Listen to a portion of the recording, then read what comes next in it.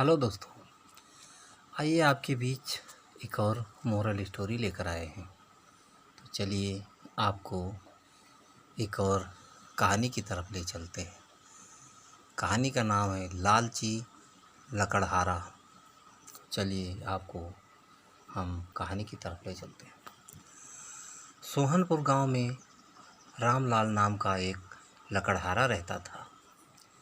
वो अपनी जीविका चलाने के लिए गांव के पास ही जंगल से रोज़ लकड़ियाँ चुनता और उन्हें बेचकर कुछ पैसे कमा लेता था। इसी तरह उसका गुजारा चल रहा था। कुछ दिनों के बाद रामलाल की शादी हो गई। उसकी पत्नी बड़ी खर्चीली थी, इसीलिए अब उतनी लकड़ियों को बेचकर घर चलाना मुश्किल हो गया। ऊपर से रामलाल की पत्नी कभी नए कपड़े खरीदने के लिए तो कभी किसी दूसरी चीज़ों के लिए रामलाल से बार बार पैसे मांगती थी। अगर पैसे ना मिले तो रूठ जाती।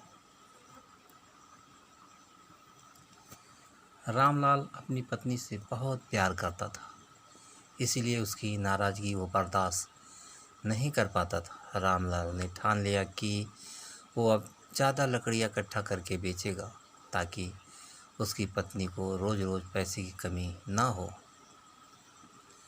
पत्नी की इच्छा पूरी करने के लिए आज रामलाल घने जंगल तक चला गया और बहुत सारी लकड़ियाँ चुनकर बाज़ार में बेच दी। ज़्यादा लकड़ियों के ज़्यादा पैसे मिले तो खुश होकर रामलाल ने सारे पैसे अपनी पत्नी को दे दिए। अब रोज़ रामलाल ऐसा ही करने लगा। देखते ही देखते उसके मन में लालच इतना बढ़ गया कि उसने धीरे धीरे पेड़ काटना भी शुरू कर दिया। पेड़ काटने से और ज़्यादा लकड़ियाँ हो जाती और उसे अधिक दाम मिलने लगे। लकड़हारा हर हफ्ते एक पेड़ काटता और लकड़ियाँ बेचकर मिलने वाले पैसों से अपनी पत्नी के शौक पूरे करता। अब पैसे ज़्यादा आ रहे थे तो घर भी अच्छे से चल रहा था। धीरे धीरे रामलाल ने पैसे को जुए में लगाना शुरू कर दिया। जुआ खेलने की लत ऐसी लगी कि रामलाल एक मोटी रकम इसमें हार गया। अब इस रकम को चुकाने के लिए रामलाल ने एक दो मोटे मोटे पेड़ काटने का फैसला कर लिया।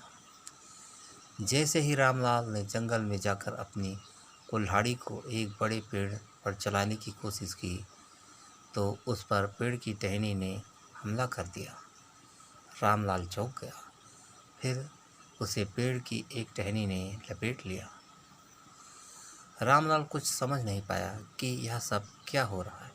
तभी पेड़ से आवाज़ आई, मूर्ख, तू अपने लालच के चक्कर में मुझे काट रहा है। तू सारे पैसे जुए में लुटा देता है और फिर पैसे लौटाने के लिए पेड़ काटने आ जाता है। तुझे पता है कि पेड़ कितने कीमती होते हैं।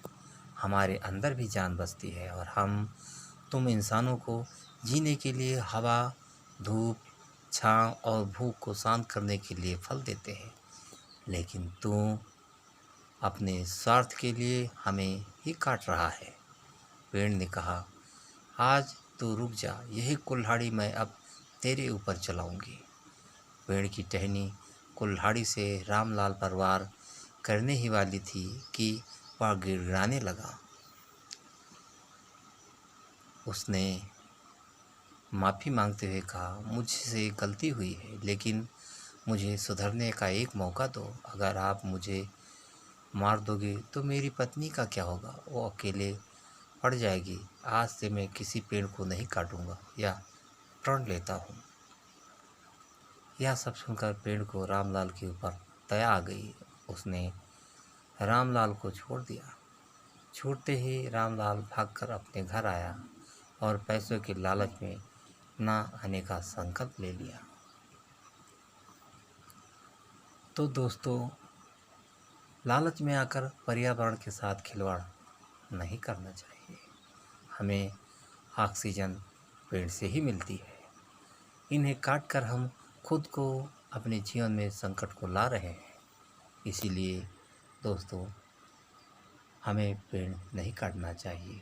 तो दोस्तों, इस कहानी से आपको क्या सीख मिली, हमें कमेंट करके ज़रूर बताना।